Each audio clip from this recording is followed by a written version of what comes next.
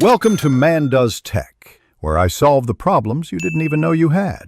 In this video, I will explain how to play Polaris on guitar.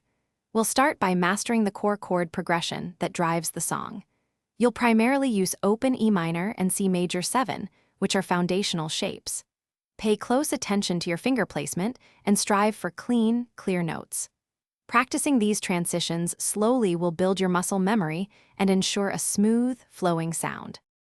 For the verse, you'll cycle through a straightforward 4-chord progression.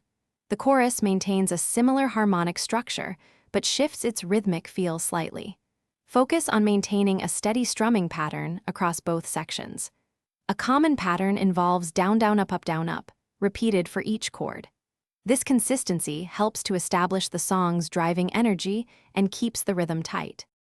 The pre-chorus introduces a new chord, often in a minor, to create a sense of anticipation before the chorus. The bridge section provides a refreshing melodic and harmonic departure, typically featuring a G major and D major.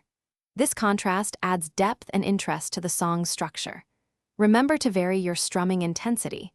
Playing softer in some parts and louder in others will greatly enhance the emotional delivery.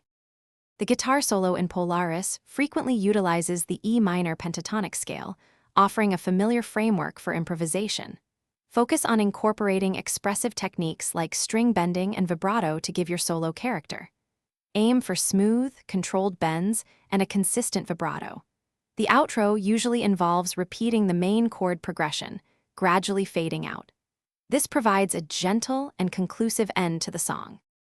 Thanks for watching. If you found this helpful, don't forget to like and subscribe.